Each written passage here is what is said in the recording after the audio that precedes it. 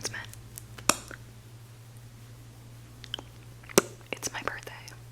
Can you believe it? Our Virgo queen is 26. Currently celebrating with my kitten. Miso, would you like to say anything?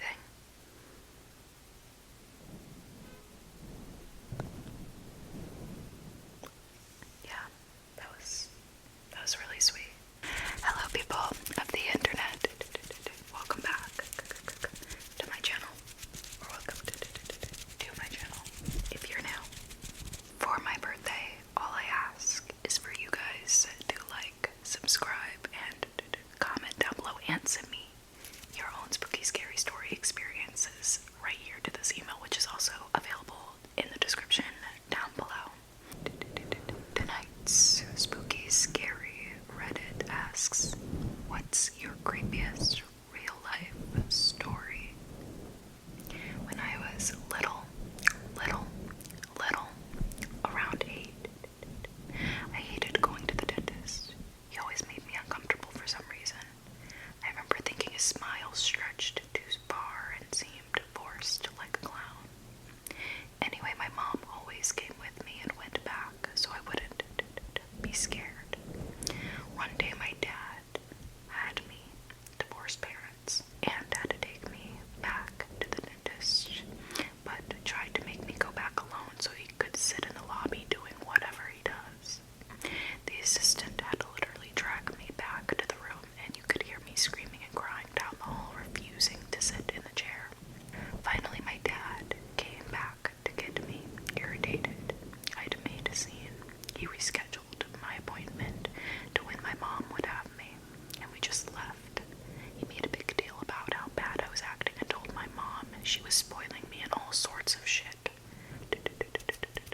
2 weeks later, 2 weeks later, it's on the news that my dentist was charged with child. Insert word after doing horrible things to children under anesthesia and photographing it. Miso, come. I'm trying to train her like a dog. But she doesn't listen yet. I lived in a small town, and my apartment complex was walking distance from the bar/downtown area. One weekday, I stepped out on our front porch to smoke a cigarette.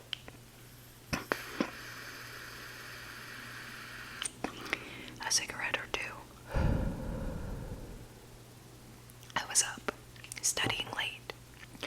I brought my textbook with me and sat down on the stairs while I smoked. A girl who I had never met but lived one apartment over down on the ground floor came home from downtown.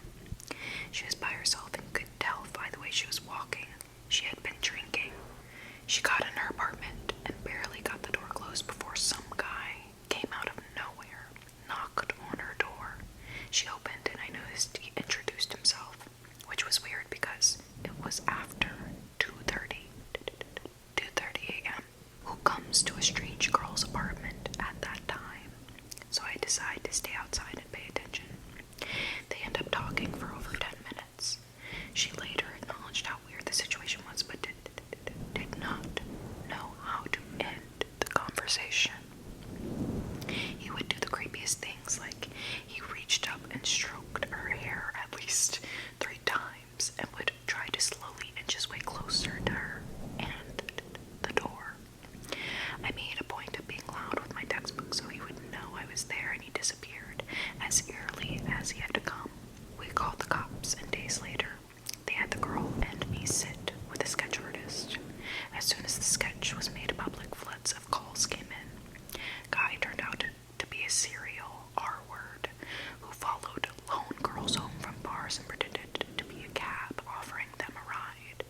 This girl got lucky because she lived so close to the bars, he didn't get a chance to pull the cab routine. He probably only left because there was a witness. That is a very close call. Oh my gosh, that's terrifying. Miso is watching me mesmerized right now. No joke, look at this. She's over there being a queen. Her and Hero are my #1 fans.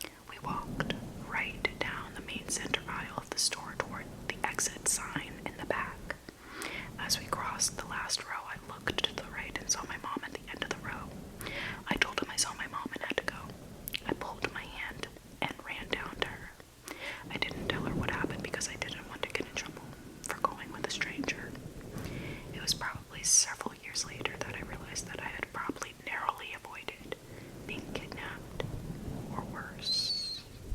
Someone commented on that story and said, I have a very similar story.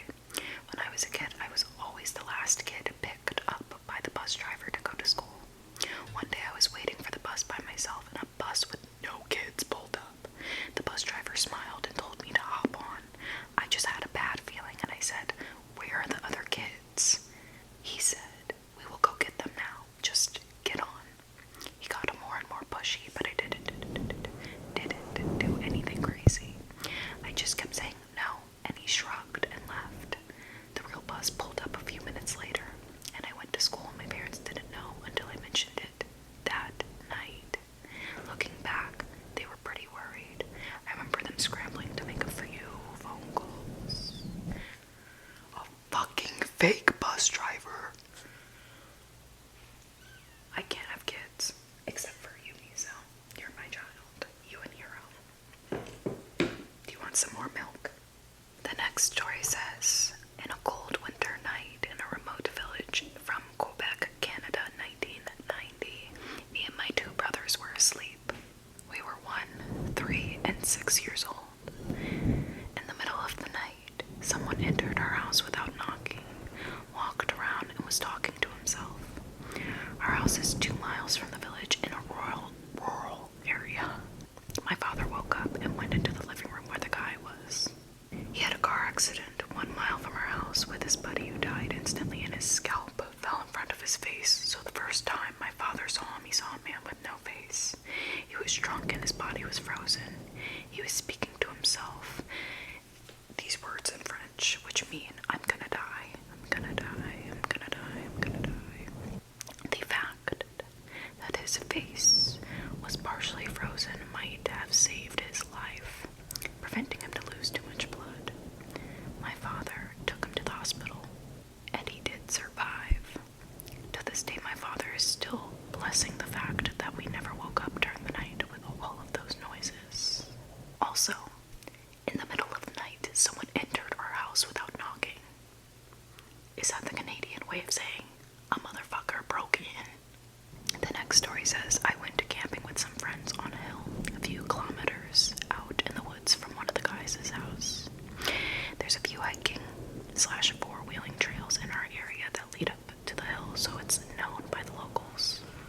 It's about midnight. We had a fire going, and we were sitting around having a good time.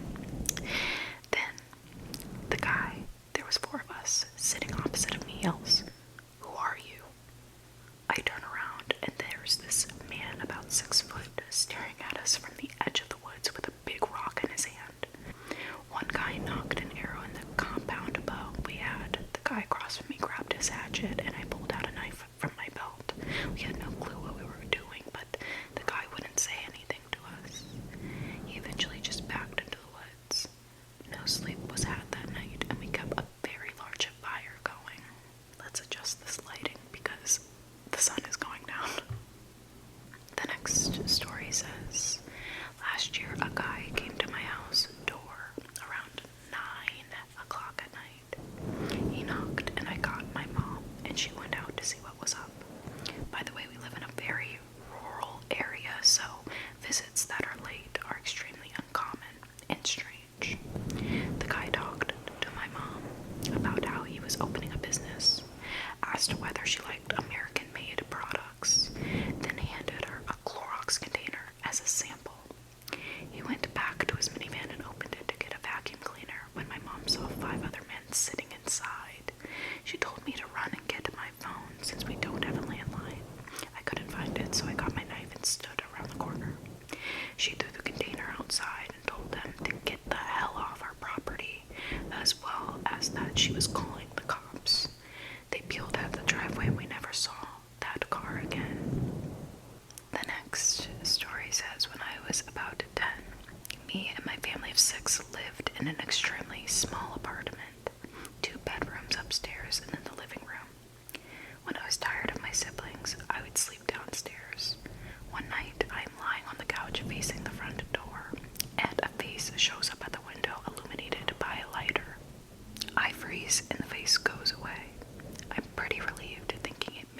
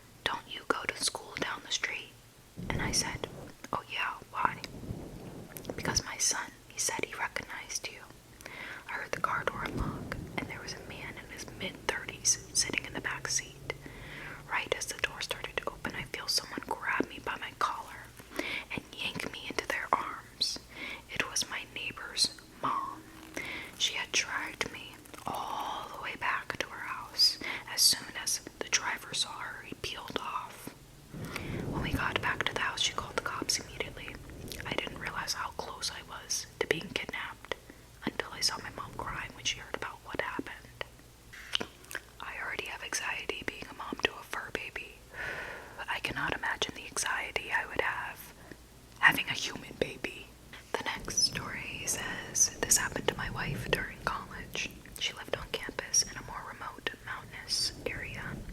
One night, maybe 8 or 9 of her classmates decided to take a nice, peaceful walk up to the mountain road past the college. They'd been walking for about 10 minutes when suddenly car lights flicked on. In all the darkness at the side of the road, and the vehicle comes screeching past them. 2 seconds pass, and half a naked girl comes running out of the darkness shrieking. My wife, terrified, runs the other way back to the college. Luckily, the others stayed with the girl and helped her. Seems she has just been abducted and had horrible things happen to her, and then dropped off in a remote area in the night. When I was about 8, I had a friend spending the night one night. It was super late, and we were playing Barbies in the living room. I then suddenly got the feeling we were being watched. I looked to my right, and there in the window stood a man. I remember everything about him to this day. This was a little over 20 years ago. He was a white man. I could tell because he was wearing a short-sleeved, dark blue t-shirt that had a pocket on the chest. His arms were very hairy. He also wore black gloves and a black ski mask. He had his hands cupped on either side of his face, so he could block the glare from the streetlights to get a better view of us. I yelped and crawled into a ball. My friend saw him and did the same thing. She asked me what we were going to do, and I said, at the count of 3, we're going to run upstairs and get my dad. I got to 2 and took off. My friend was right behind me. We barged into my dad's room to tell him what we saw, and he leapt out of bed and ran outside, but the guy was gone. Or found out years later that there was a R word on the loose in the area at that time. Was he that guy? I don't know, but I don't like my curtains open at night anymore. Your curtains and blinds shouldn't be open at night anyway. Close them right when the sun goes down. At about 2 a.m., our neighbor rang our doorbell and was banging on the door. My dad opened the door and she said something about her brother, who was mentally handicapped, murdering her parents and locking her in the closet, excuse me. He thought she was just having a nightmare, but it turns out she was telling the truth. Cops were called, and the guy is in an I can't read. The guy is in an insane asylum now. Neighbor still lives in that house. I would have moved. Okay, only a few more because I kind of want to walk and get burrito tacos and some corn and some rice. Yes. I always end videos to go eat. Girl dinner, girl dinner, girl dinner. I was a security guard for a mall. I was stuck with a night shift. The car was broken, so I rode a bike around the outside mall. It was about midnight when I heard someone yelling for help and waving his arms toward me. I pedaled like a fucking madman to get over to him. He looked 17. Oh my god. He looked 17 and was poorly dressed for the season, winter. I ask what's wrong, and he tells me my friend won't get up. All right, let me call someone. I reached for my phone to call 911, but then the guy grabbed onto me, and another man came out of the bushes near us with a gun pointed to my head. Long story short, I got mugged at gunpoint while they handcuffed me with my own handcuffs. That's gonna be my last story, actually, because the AC just turned on, and it's probably loud. But yay, again, happy birthday to me, and I hope you guys enjoyed this video. Don't forget to give me a gift by liking, subscribing, and commenting down below, as well as sending your spooky, scary stories to this email, which is also available in the description down below. My mind almost went blank. But anyway, watching, guys. Namaste. Have a nice day.